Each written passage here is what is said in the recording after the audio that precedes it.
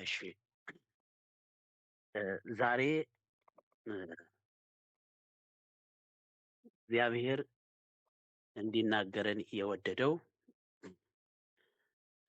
ዓለምን ማስወገድ ወይም ደግሞ ዓለምን ማሸነፍ የሚል ነው። እኔ ወደዚህ ጉባኤ ከመጣሁ ዛሬ የመጀመሪያ ቀኔ ነው። እህቴ ሀና ስትጋብዘኝ መናገር ያሰብኩት ስለ ህብረት ነበረ። ግን ትናንትና እግዚአብሔር አስቀየረኝና ዓለምን ማሸነፍ ወይም ደግሞ ዓለምን ማስወገድ የሚል እንድናገር ነው በልቤ ያስቀመጠው እና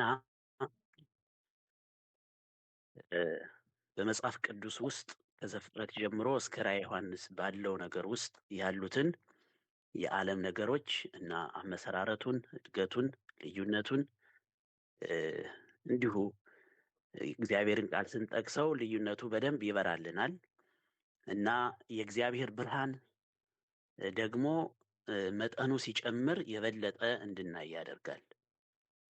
ስለዚህ የእግዚአብሔር ብርሃን የክርስቶስ ብርሃን የበለጠ እንዲያበራልን ከብርሃኑ የተነሳ ደግሞ እንቅፋቶቻችንን ከሕይወታችን እንድናስወግድ መንፈስ ቅዱስ ይረዳናል። ክርስቶስ ያበራልናል። መንፈስ ቅዱስ ደግሞ በብርሃኑ ያየነውን ማንነታችንን እንዲወገድ ይረዳናል። ስለዚህ መንፈስ ቅዱስ ወደ እውነት ይመራናል እና እግዚአብሔር እንዲሁ ወዶናል። እንዲሁ የተወደድንበትን ፍቅር ደግሞ ክርስቶስ ገልጦታል። ያን የተገለጠውን ፍቅር ደግሞ መንፈስ ቅዱስ አፍሶታል። ስለዚህ በዚህ በአብ በወልድ በመንፈስ ቅዱስ ስራ እኛ ሁሉም እንድናል። ክብር ምስጋና ለእግዚአብሔር ይሁን። አሜን አሜን። ዓለምን ማስወገድ ወይም ደግሞ ዓለምን ማሸነፍ የሚለውን ትምህርት መጀመሪያ በዓለምና በኃጢአት መካከል ያለው ልዩነት እናያለን። ሁለተኛ የዓለምን አመሰራረት እናያለን።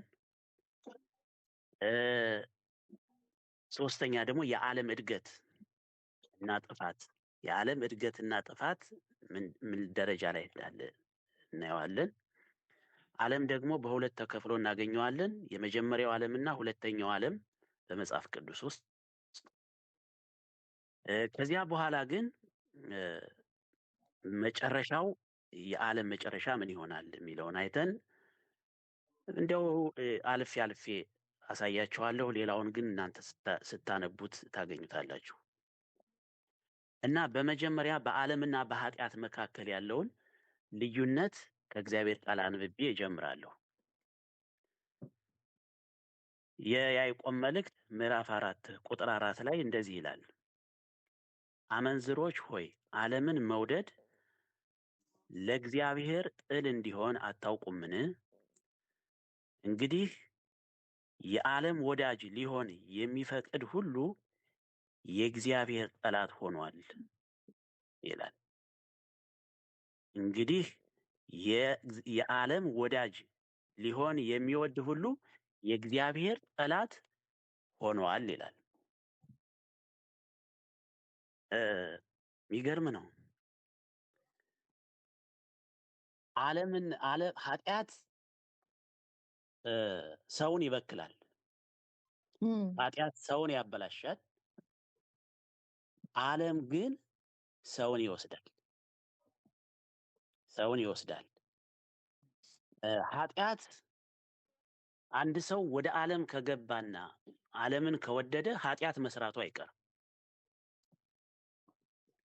ኃጢአት የዓለም ውስን ክፍል ነው። ዓለም ግን ሰፊ ነው። ሰይጣን ደግሞ ሰውን ለመውሰድ የሚጠቀመው ዓለምን ነው። አንድ ምሳሌ ልንገራችሁ። ልጆቻችሁ በቤታችሁ እየኖሩ ሰው ሊደበድባቸው ይችላል፣ ሊያቆስላቸው ይችላል። ለምሳሌ ነው። እና እናንተ ደግሞ እነዚያን የታመሙትን ልጆች የቆሰሉትን ልጆች ወይም በጠባያቸው እንኳን ለየት ያሉትን ልጆች መንከባከብ፣ እንዲድኑ ሕክምና ማድረግ፣ በምክርም በሕክምናም መርዳት እየረዳችሁ ልጆቻችሁን ለማዳን ትሰራላችሁ፣ ወይም ልጆቻችሁ የእናንተ ናቸው። ኃጢአት ማለት የሚያቆስል፣ የሚያበላሽ፣ የሚበክል ነው። ነገር ግን ልጆቻችሁን ያ የደበደባቸውም ያቆሰላቸው ልጅ ጨርሶ ቢወስዳቸውስ? ማለት ልጆቻችሁን ከሚሰርቅና ልጆቻችሁን ከሚያቆስል የትኛው ይሻላል? እስኪ አሁን አስቡት፣ በዓለምና በኃጢአት መካከል ያለውን ልዩነት። በኃጢአት የቆሰለ ሰው ሊፈወስ ይችላል በንስሐ፣ በእግዚአብሔር ቤት፣ በእግዚአብሔር ቃል፣ በልዩ ልዩ የእግዚአብሔር ጸጋ ሊፈወስ ይችላል። በዓለም የወሰደውን ሰው ግን ማንም አያገኘውም። ስለዚህ ከኃጢአት ይልቅ ማን ይከፋል? ዓለም ይከፋል። ልጃችንን ከሚወስደው ልጃችንን ደብድቦ ቢመልስልን ይሻለናል አይደለም? ልጃችንን አቁስሎ ቢመልስልን ልጃችንን ማሳከም እንችላለን። ግን ጨርሶ ቢያጠፋው ግን ጨርሶ ቢጠፋን ግን እንጃ፣ እድሜ ልካችንን በሙሉ የልጃችን ነገር እያስጨነቀን ይኖራል። እና እግዚአብሔርም እንደዚህ ነው የሚያስበው። ኃጢአተኞች ምሕረት ያገኛሉ። ኃጢአተኞች የእግዚአብሔርን ይቅርታ ይቀበላሉ፣ የኃጢአት ስርየትን ያገኛሉ፣ ከኃጢአታቸውም ይፈወሳሉ፣ ይለወጣሉ። ዓለም የወሰደቻቸውን ሰዎች ግን በጣም ያሳዝናሉ። እግዚአብሔር ዓለምን ስንወድ ወይም የዓለም ስንሆን በጣም ነው የሚያዝነው። በጣም ነው በቃ የእግዚአብሔር ጠላት መሆን ማለት ነው። ኃጢአት የሞራልና የሥነ ምግባር ውድቀት ሲሆን፣ ዓለምን መውደድ ግን የእግዚአብሔር ጠላትነት ነው። እና ባጭሩ አዳም፣ እስኪ የዓለምን አመሰራረት ደግሞ ቀጥዬ እነግራቸዋለሁ። አዳምና ሔዋን ኃጢአት ሲሰሩ እግዚአብሔር ራራላቸውና ራቁታቸውን እንደሆኑ ሲጨነቁ አይቶ የቆርበት ልብስ አለበሳቸው እና ከእግዚአብሔር ጋር በመሰረቱ ኃጢአተኛ ሆነው ራሱ ከእግዚአብሔር ጋር ይገናኙ ነበር። ለምሳሌ አቤል መስዋዕት አቅርቧል ለእግዚአብሔር። ከእግዚአብሔር ጋር ግንኙነት ነበረው ማለት ነው። ምንም በኃጢአት የተበከለ በኃጢአት የወደቀ ቢሆን እንኳን ከእግዚአብሔር ጋር ይነጋገር ነበር፣ ከእግዚአብሔር ጋር ይገናኝ ነበር። አቤል በሰይጣን እና በዓለም አልተያዘም ማለት ነው። ኃጢአተኛ ነው፣ ግን በዓለም አልተያዘም፣ በሰይጣንም አልተያዘም። ሌሎች እንዲሁ ሄኖክም አካሄዱን ከእግዚአብሔር ጋር አደረገ ይላል። ግን ያው ከኃጢአተኛው አዳም የተወለደ ነው። ኖህ በእግዚአብሔር ፊት ሞገስን አገኘ ይላል። ለምን? በዓለም እና በሰይጣን አልተያዘም ነበር። ታዲያ እግዚአብሔር ሰማይና ምድርን ፈጥሯል እና ታዲያ ዓለምን ማን ነው የፈጠረው? እንዲያው እስካሁን ድረስ ዓለምን እግዚአብሔር ፈጥሮታል ብለን ነው የምናውቀው ቢመስለኝ። ግን ዓለምን የፈጠረው በእውነቱ ይሄንን ከእግዚአብሔር ተቃራኒ የሆነውን ዓለም እግዚአብሔር አልፈጠረውም። ዓለምን የፈጠሩት በመጽሐፍ ቅዱስ ውስጥ የዓለም አመሰራረት በዘፍጥረት ምዕራፍ 4 ላይ ነው የሚገኘው እና ዘፍጥረት ምዕራፍ 4ን እንደዚህ ይላል፣ ቃየንም ከእግዚአብሔር ፊት ወጣ ይላል። ከእግዚአብሔር ፊት ወጣ። ምንድን ነው የሚለው? ቁጥር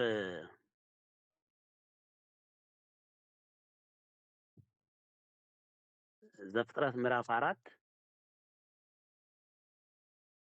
ከቁጥር 14 ላይ እንደዚህ ይላል፣ እነሆ ዛሬ ከምድር ፊት አሳደድኸኝ፣ ከፊትህም እሰወራለሁ፣ በምድርም ላይ ኮብላይና ተቅበዝባዥ እሆናለሁ፣ የሚያገኘኝም ሁሉ ይገድለኛል የሚል ነው። ተመልከቱ፣ የሰው ልጆች በሳይንስ ትምህርት ሶስት ፍላጎቶች አሉት ይላል የሳይንስ ትምህርት። አንደኛ ልብስ ነው፣ ምግብ ነው እና መጠለያ ነው ይላል ሳይንስ። መጠለያ፣ ምግብና ልብስ ይላል። መጽሐፍ ቅዱስ ደግሞ እንደዚህ ነው የሚለው፣ አቅርቦት፣ ደህንነትና ደስታ ነው የሚለው መጽሐፍ ቅዱስ። የሰው ልጆች ፍላጎቶች ማለት ነው። ደስታ፣ አቅርቦት እና ደህንነት ወይም ደግሞ ጥበቃ ነው። እነዚህ ነገሮች የሰው ልጅ የራሱን ዓለም ከመመስረቱ በፊት በእግዚአብሔር የሚሟሉ ነበሩ። በእግዚአብሔር የሚሟሉ ነበሩ። ለምሳሌ ጥበቃው በእግዚአብሔር ነበር። የሰው ልጅ በገነት ውስጥ ሲኖር ምንም የሚያስፈራው ነገር አልነበረም። የሚያስደነግጠው እገሌ ይገለኛል፣ ያጠፋኛል ብሎ ራሱን ለመከላከል ያዘጋጀው ምንም ነገር አልነበረም። ለምን? እግዚአብሔር ነው ጠባቂው። መደሰት ደግሞ ዘፍጥረት ምዕራፍ 2ን ስናነብ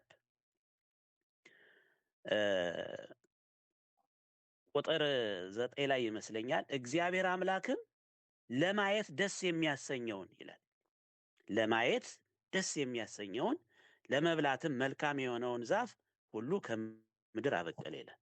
ለማየት ደስ፣ አሁን ደስ መሰኘት እንችላለን። ይሄ መዝናናት ማለት ነው። ነገር ግን እግዚአብሔር በፈጠረው ራሱ ሰው መደሰት እንዲችል፣ ሰው በማየት የእግዚአብሔርን ስራ በማየት እንዲደሰት አድርጎ ነው እግዚአብሔር የፈጠረን። ስለዚህ ለማየት ደስ የሚያሰኘት ነገር አለ። እንደዚሁም ሰው እግዚአብሔር ራሱ የሰው የደስታ ምንጭ ነው። እግዚአብሔር ራሱ የሰው ደስታ ነው። ስለዚህ ደስታን የሚያሟላው ማን ነው? እግዚአብሔር ነበር። ደህንነትን ወይም ጥበቃን የሚያሟላው ለሰው ልጅ እግዚአብሔር ነበር። ምግብንም የሚያሟላው እግዚአብሔር ነበር። ጥረህ ግረህ የሚለው የመጣው ከኃጢአት በኋላ ነው። እኒህ ሶስቱን ነገሮች እግዚአብሔር ያሟላቸው ነበር። በኋላ ግን የቃየል ልጆች ማለት ነው ሰይጣን ቃየልን በዓለም ነው የያዘው። እንደው በደንብ ስናነበው ምን ይላል? ከምድር ፊት አሳደድኸኝ፣ እነሆ ዛሬ ይላል። እነሆ ዛሬ ቃየል ከእግዚአብሔር ፊት እስኪወጣ ድረስ ከእግዚአብሔር ጋር ግንኙነት ነበረው። መስዋዕትም ያቀርብ ነበር። ኃጢአተኛም ቢሆን መዳን የሚያስፈልገው ቢሆንም ነገር ግን በዓለምና በሰይጣን ገና አልተያዘም ነበር። እነሆ ዛሬ ከምድር ፊት አሳደድኸኝ። ስለዚህ ከእግዚአብሔር ተሰደደና እግዚአብሔር የሌለውን ሕይወት መኖር ጀመረ ማለት ነው። ምን መሰላችሁ? በዓለም መወሰድ ማለት ከእግዚአብሔር ተሰዶ እግዚአብሔር የሌለውን ሕይወት መኖር ማለት ነው። ከፊትህ እሰወራለሁ ማለት ምን ማለት ነው? የእግዚአብሔርን ፊት ማጣትና በጨለማ ሕይወት መኖር ማለት ነው። የማይታይ ተስፋ፣ የማይታይ ኑሮ፣ በዓለም ላይ ብቻ የተጠጋ ኑሮ መኖር ማለት ነው። ስለዚህ ከፊትህ አሰወራለሁ። ሙሴን እግዚአብሔር ለእስራኤልን ባርካቸው ብሎ የጠየቀው የነገረው ምን ብሎ ነው? እግዚአብሔር ፊቱን ያብራልህ፣ እግዚአብሔር ፊቱን ወደ አንተ ያንሳ፣ ሰላምን የሚስጥህ ብለህ ባርካቸው ብሎ ነግሮታል። ዘኍልቍ ምዕራፍ 6 ቁጥር 23 ላይ። ዳዊት ደግሞ አቤቱ ፊትህን ከኔ አትሰውር፣ እሱ ራሱ እግዚአብሔር ፊቴን ፈልጉ ይላል። ፊቴን ፈልጉ እና ከእግዚአብሔር ፊት ወጣ፣ ኮበለለ ማለት ነው። ስለዚህ እግዚአብሔር አልባ ሕይወትን ጀመረ ቃየል። በምድርም ላይ ተቅበዝባዥ እሆናለሁ አለ። ተቅበዝባዥ ማለት ሰላም የሌለው፣ ደስታ የሌለው፣ እረፍት የሌለው ሰው ሆኖ መኖር ማለት ነው። ደስታ የሌለው፣ እረፍት የሌለው፣ ሰላም የሌለው ሰው ሆኖ መኖር ተቅበዝባዥ ይሆናል። ኮብላይ ማለት ደግሞ ምንድነው? ኮብላይ ምን መሰላችሁ? ኮብላይ ማለት እግዚአብሔርን የማይታዘዝ የእግዚአብሔር ፈቃድ ግድ የማይለው ስለ እግዚአብሔር ማሰብ ያቆመ ማለት ነው። ጳውሎስ ዴማስን ሲገልጸው ምን ይላል? ዴማስ ያሁኑን ዓለም ወዶ ኮብልሏል፣ ወይም ደግሞ ትቶኛል። ያሁኑን ዓለም ወዶ እግዚአብሔርን መውደድ እና ዓለምን መውደድ ከባድ ልዩነት አላቸው። ስለዚህ ኮብላይ ሆነ፣ ተቅበዝባዥ ሆነ፣ የሚያገኘኝም ሁሉ ይገለኛል ሲል ደግሞ በቃ ሴኩሪቲ የሌለው ሰው፣ በቃ ደህንነት የማይሰማው ሰው ሆነ። ሰላም የማይሰማው ሰው ከሆነ ደህንነት የማይሰማው፣ አሁን ይሄ ሰው ጠባቂው ማን ነው?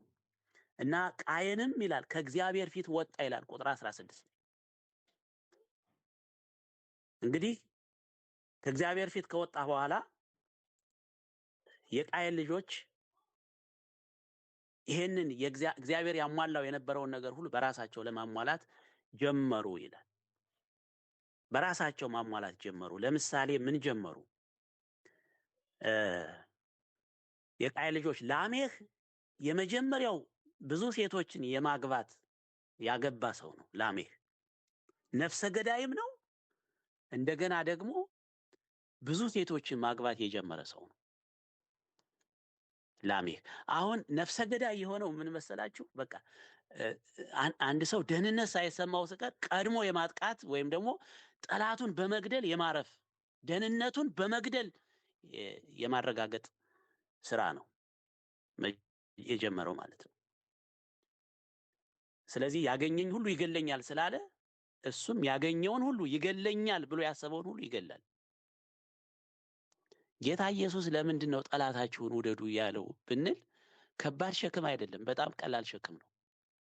ያገኘን ሁሉ ወይም ጠላት የመሰለን ሁሉ እንዳንገል ነው። ጠላት የመሰለንን ሁሉ እንዳናሳድድ ነው። እና ላሜህ እንደዚህ አይነት ሰው ነው። ከዚያ የላሜህ 3 ልጆች ነበሩት። 3ቱ ልጆቹ ማን ይባላሉ?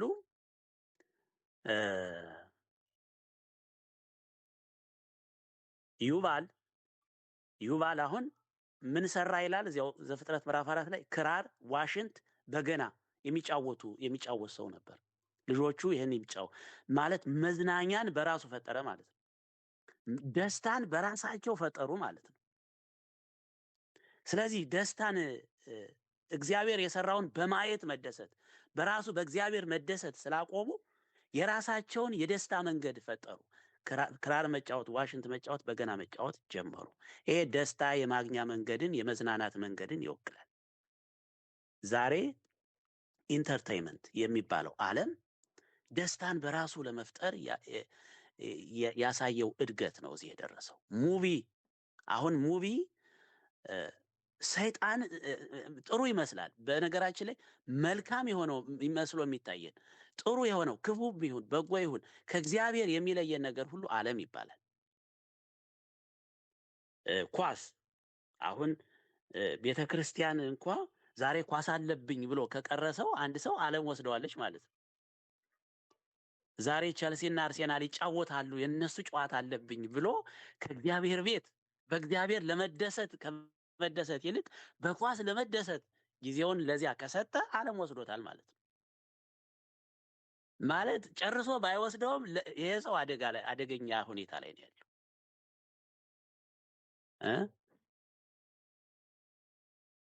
ሰዎችን በጥበብ በሙዚቃ በቲያትር በሙቪ እያደረገ ከእግዚአብሔር ደስታን በዚያ ውስጥ የሚያገኙ እየመሰላቸው በእግዚአብሔር መደሰትን የሚያቆሙ ሰዎች ማለት ነው።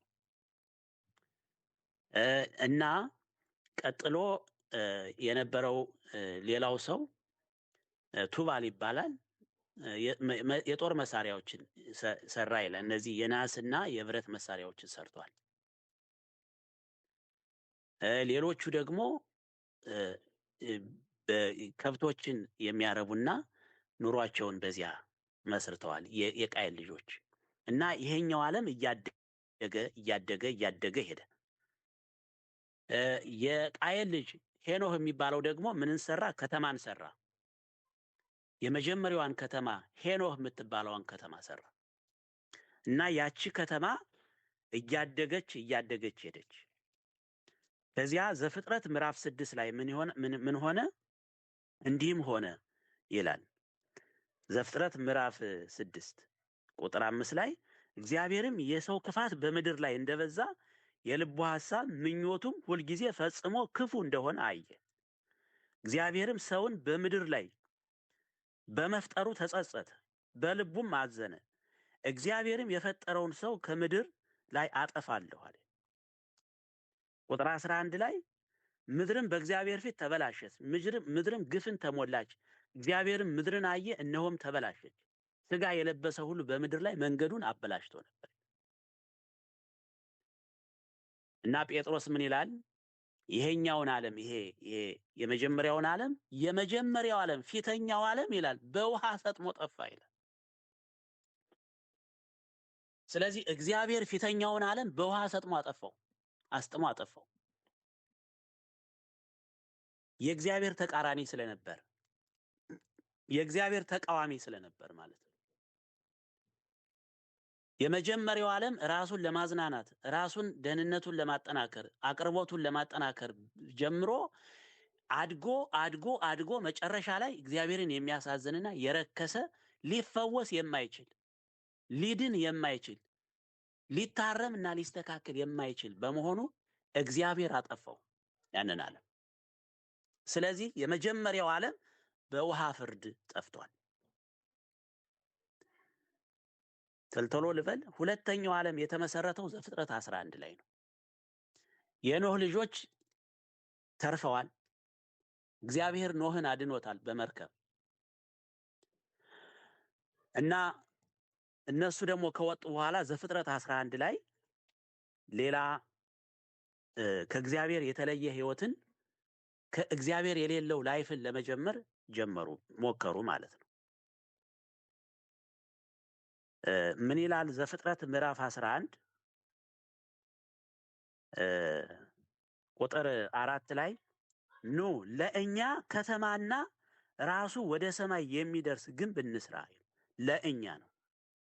በምድር ላይ ሳንበተን ስማችንን እናስጠራው አሉ። እግዚአብሔርም የአዳም ልጆች የሰሩትን ከተማና ግንብ ለማየት ወረደ። እግዚአብሔርም አለ፣ እነሆ እነርሱ አንድ ወገን ናቸው፣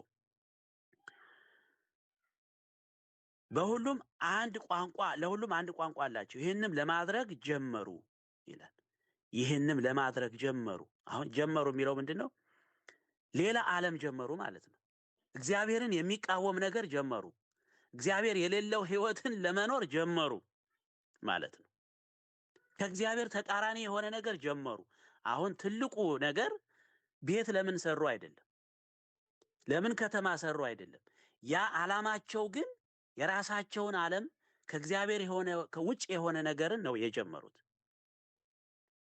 ስለዚህ እግዚአብሔር ይሄንን እንዳይጨርሱ ቋንቋቸው እንዲደበላለቅ አደረገ፣ እንዳይግባቡ አደረገና ያቺ ከተማ ባቢሎን ተባለች ማለት ነው።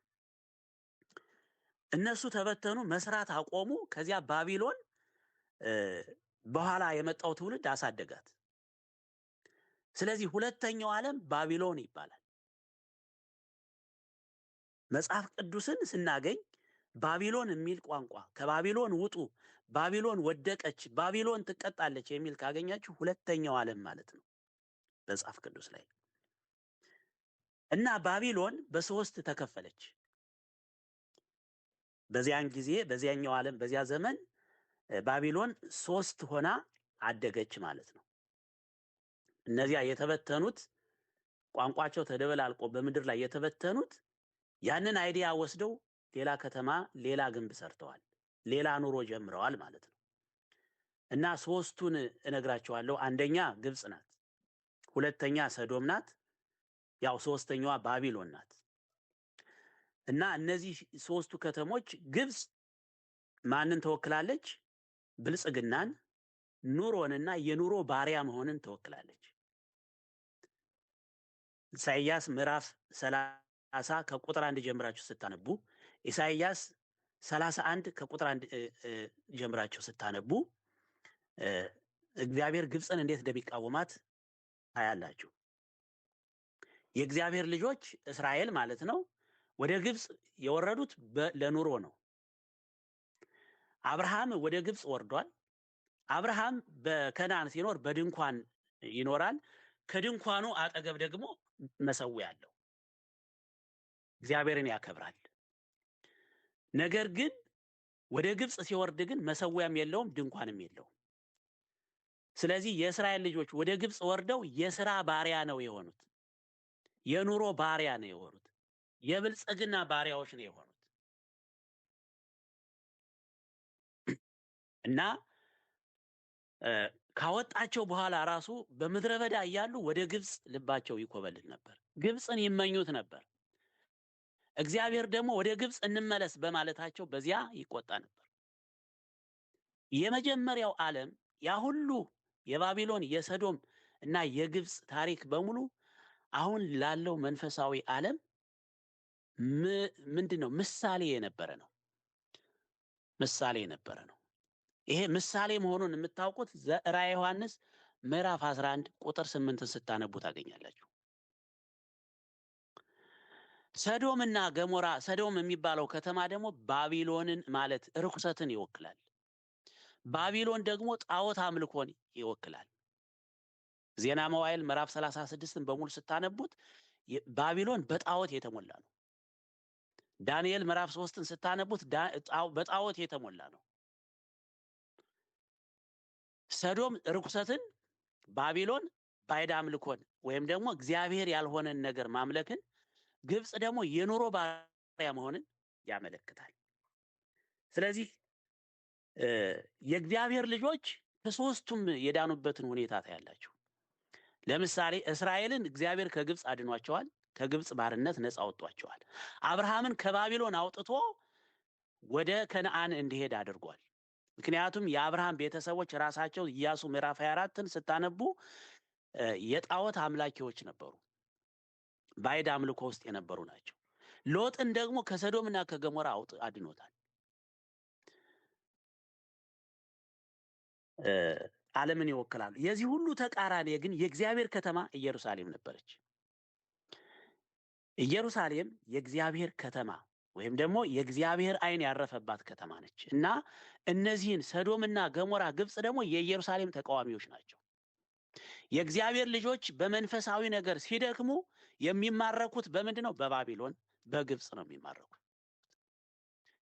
እንዲያውም ዘፍጥረት ራዕይ 11 ቁጥር 8 ስታነቡ ሰዶምና ግብፅ እዚያው ኢየሩሳሌም ላይ እንዳሉ እስራኤል ሲስቱ፣ እስራኤል በሰዶም ሲያዙ፣ በግብፅ ሲያዙ፣ በባቢሎን ሲያዙ ኢየሩሳሌምን ራሷን ሰዶም ይላታል፣ ግብፅ ወይም ባቢሎን ይላታል ራሱ መጽሐፍ ቅዱስ።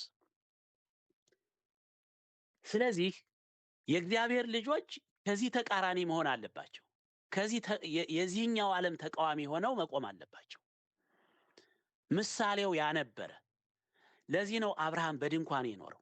ዘፍጥረት ዕብራውያን ምዕራፍ 11 ላይ ስለ አብርሃም ሲናገር ምን ይላል? እግዚአብሔር የሰራትን ከተማ ይጠባበቃልና እንደ መጻተኛ እንደ እንግዳ በድንኳን ኖረ ይላል። ድንኳን ምንድነው ምስጢሩ? ኖህ በድንኳን ነው የኖረው። አብርሃም በድንኳን ነው የኖረው። የእግዚአብሔር ሰዎች ሁሉ በድንኳን ነው የኖሩት። ዓላማው ምንድነው? የዚህ ዓለም የአሸናፊነት ምልክት ነው። ዓለምን የማሸነፍ ምልክት የነበረ ነው። የእግዚአብሔርን ነገር የመጠባበቅ ከዓለም ነፃ የመሆን ምልክት የነበረ ነው። መጨረሻ ላይ ባቢሎን ዘፍጥረት ራዕይ 18ን እንደምናነበው ባቢሎን ትወድቃለች።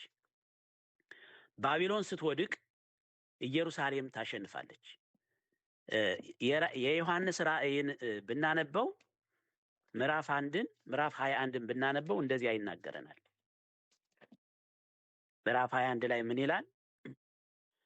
አዲስ ሰማይና አዲስ ምድርንም አየሁ፣ ፊተኛው ሰማይና ፊተኛው ምድር አልፏልና ባህርም ወደፊት የለም። ቅድስቲቱ ከተማ አዲሲቱ ኢየሩሳሌም ለባሏ እንደተሸለመች ሙሽራ ተዘጋጅታ ከሰማይ ከእግዚአብሔር ዘንድ ስትወርድ አየሁ። ታላቅም ድምፅ ከሰማይ እነሆ የእግዚአብሔር ድንኳን በሰዎች መካከል ነው ይላል። የእግዚአብሔር ድንኳን አዲሲቱ ኢየሩሳሌም አዲሲቱ ሰማይ አዲሲቱ ምድር ወይም ሰማያዊት ኢየሩሳሌም የእግዚአብሔር ድንኳን ተብሎ ሲነገርላት እናያለን። እግዚአብሔር ይመስገን። ስለዚህ ባቢሎን ትወድቃለች፣ ሰዶም ትቃጠላለች፣ ግብፅም ትፈርሳለች፣ ትመታለች። ስለዚህ አሁን እኛ ይህን የሚወድቀውን ዓለም፣ የሚጠፋውን ዓለም፣ የሚፈርሰውን ዓለም እንድንጠላው የእግዚአብሔር መንፈስ ያስተምረናል። የእግዚአብሔር መንፈስ ያስተምረናል። ወገኖቼ አንድ ጥቅስ ላነብላችሁና በዚህ ላይ እናንተ ራሳችሁ እንድትናገሩ እኔ እንዲያው መግቢያውንና ሐሳቡን ነው እንጂ ሙሉ ለሙሉ የዓለምን ምስጢር ዛሬ ልጨርሰው አልችልም። ግን እስኪ የዮሐንስ መልእክት አንደኛይቱ ምዕራፍ 5 ከቁጥር 5 ጀምሬ አነባለሁ። ከቁጥር 4 ከእግዚአብሔር የተወለደ ሁሉ ዓለምን ያሸንፋልና ዓለምንም የሚያሸንፈው እምነታችን ነው። ኢየሱስም የእግዚአብሔር ልጅ እንደሆነ ከሚያምን በቀር ዓለምን የሚያሸንፍ ማን ነው ይላል። ከእግዚአብሔር የተወለደ ሁሉ ዓለምን ያሸንፋል። ዓለምንም የሚያሸንፈው እምነታችን ነው። ኢየሱስም የእግዚአብሔር ልጅ እንደሆነ ከሚያምን በቀር ዓለምን የሚያሸንፍ ማን ነው? ባቢሎን አድጋ ሁለተኛው ዓለም አሁን የእሳት ፍርድ ይጠብቀዋል። የመጀመሪያው ዓለም በውሃ ፍርድ አልቋል። ኢየሱስ ክርስቶስ በማቴዎስ ወንጌል ምዕራፍ 24 ላይ የመጨረሻውን የዓለም ጥፋት ከመጀመሪያው የዓለም ጥፋት ጋር አገናኝቶታል። በኖህ ዘመን እንደነበረ እንዲሁ ይሆናል። የመጀመሪያው ዓለም በውሃ ፍርድ እንደጠፋ ሁለተኛው ዓለም በእሳት ይጠፋል። የዓለም እድገት አሁን ከባቢሎን ጀምሮ አድጎ ማለት ዓለም ማለት ምንድን ነው? እግዚአብሔርን እንዳናመልክ የእግዚአብሔርን ፈቃድ እንዳንፈጽም የሚያደርግ የሚይዘን ሁሉ ማለት ነው። ሰይጣን ዓለምን ተጠቅሞ መልካም የመሰለ ነገር ለኛ መልካም መስሎ የሚታየንን ነገር ሁሉ በመጠቀም ገዣችን እንዳይሆን ማለት ነው። የዚህ ዓለም ገዢ ተብሏል። ሰዎችን የሚገዛቸው ዓለምን ተጠቅሞ ነው።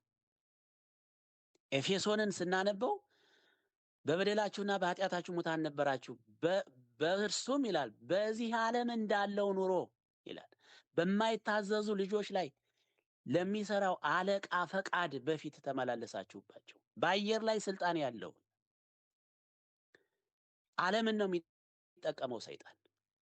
ሙዚቃን ይጠቀማል ሰይጣን፣ ኳስን ይጠቀማል፣ ሙቪን ይጠቀማል፣ የዚህን ዓለም አደረጃጀት ይጠቀማል፣ የዚህን ዓለም ኑሮ ይጠቀማል። ዛሬ ኑሮዬና ስራዬ ብለን ከጸሎትና ከእግዚአብሔር ቤት እግዚአብሔርን ፈቃድ ለማድረግ ከምንገኝበት ስፍራ መቅረት የግብፅ ባሪያዎች ሆኖ መኖር ማለት ነው። ኑሮዬ ነው ስራዬ ነው የምንል ከሆነ የእግዚአብሔርን ፈቃድ ለመፈጸም ኑሯችን ባሪያ ካደረገን የግብፅ ባሪያዎች ነን ማለት ነው። ከእግዚአብሔር በቀር ከእግዚአብሔር ውጪ የምናመልከው ከእግዚአብሔር ውጪ ደስታን ለመፍጠር የምናደርገው ነገር ሁሉ ደግሞ ባቢሎን ሆኗል ማለት ነው። ርኩሰትና ኃጢአት በእኛ ካለ ደግሞ ሰዶምና ገሞራ ሆኗል ማለት ነው። ጌታ ኢየሱስ ግን ከዚህ ያድነናል። ኢየሱስ የመጣው ያድነን ነው። ከዓለም ከኃጢአትም ያድነናል፣ ከዓለምም ያድነናል።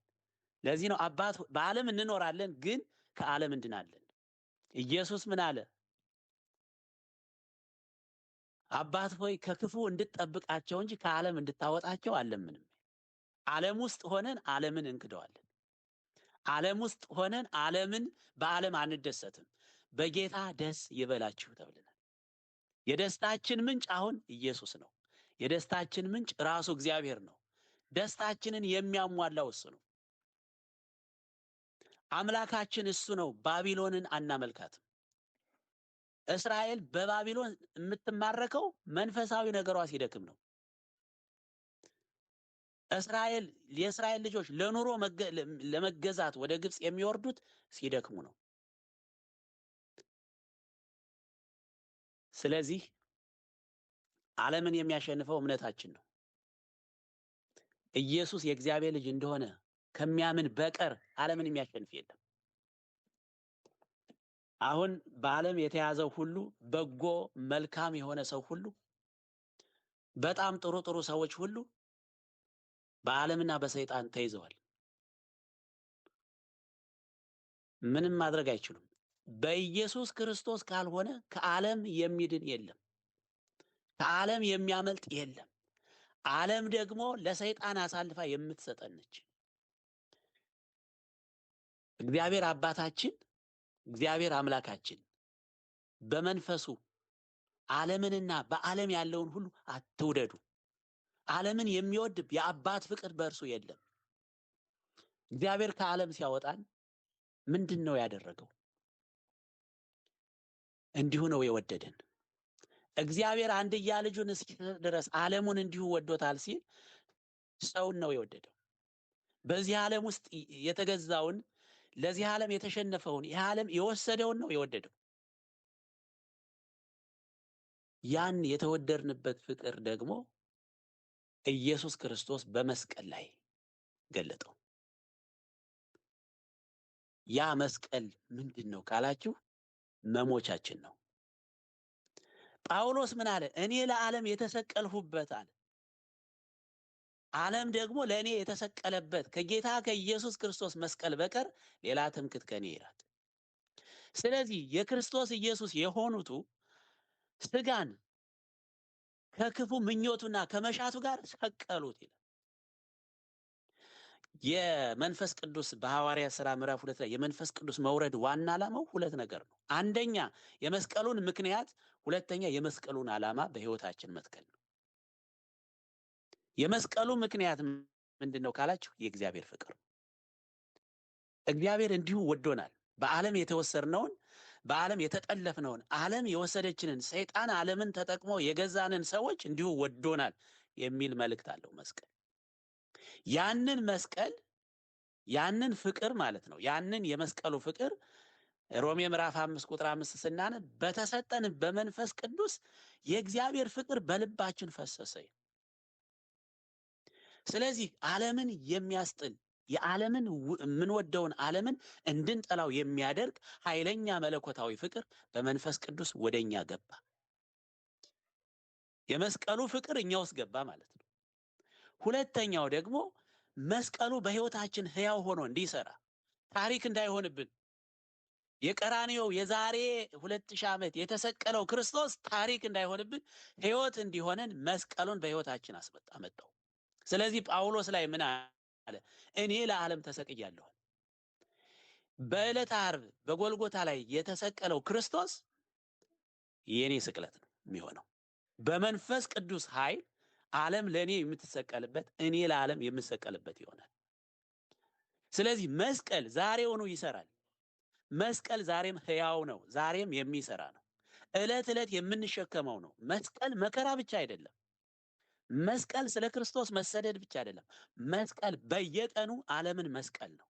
በየቀኑ ዓለምን መካድ ነው። በየቀኑ ከዓለም መውጣት ነው። በእኛ ውስጥ ያለውን ምኞት፣ የስጋን ፍላጎትና ከንቱ ነገር ሁሉ የሚያስወግድ የመስቀሉ ኃይል ነው። ስለዚህ ዓለም ለኔ የተሰቀለበት እኔ ለዓለም የተሰቀልሁበት የመስቀሉ ኃይል ለሌሎች ኀፍረትና ውርደት ሞኝነት የሆነው ለኔ ግን የእግዚአብሔር ኃይል ነው። የሚያድን የእግዚአብሔር ኃይል ነው። ስለዚህ ኢየሱስ ክርስቶስ የእግዚአብሔር ልጅ እንደሆነ ከሚያምን በቀር ዓለምን ማሸነፍ፣ ከዓለም መዳን፣ ከዓለም ነፃ መውጣት አይችልም። ሌላ ትምክህት የለንም። አሁን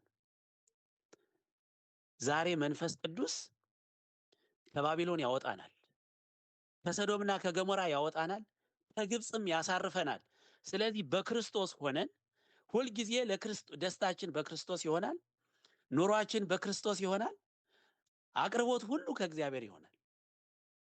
የምናገኘውን ነገር ሁሉ በእግዚአብሔር ተማምነን እናገኘዋለን። ስለዚህ ዓለም ይጠፋል። የእግዚአብሔርን ፈቃድ የሚያደርግ ግን ለዘላለም ይኖራል ስለሚል ዓለሙም ምኞቱም ያልፋሉ፣ የእግዚአብሔርን ፈቃድ የሚያደርግ ግን ለዘላለም ይኖራል። ስለዚህ ወገኖቼ የዚህ ዓለም ባሪያዎች እንዳያደርገን ሰይጣን ጥሩውን ነገርም ክፉውን ነገርም ተጠቅሞ ባሪያዎች አድርጎን እንዳያዘናጋን ይሄ ሁሉ የምናየው ከተማ ይሄ ሁሉ የምናየው የዓለም ስርዓትና አደረጃጀት ሰይጣን ሰዎችን ለመግዛት የተጠቀመበት ይሄ ሁሉ ነገር ይወድማል፣ በእሳት ይበላል።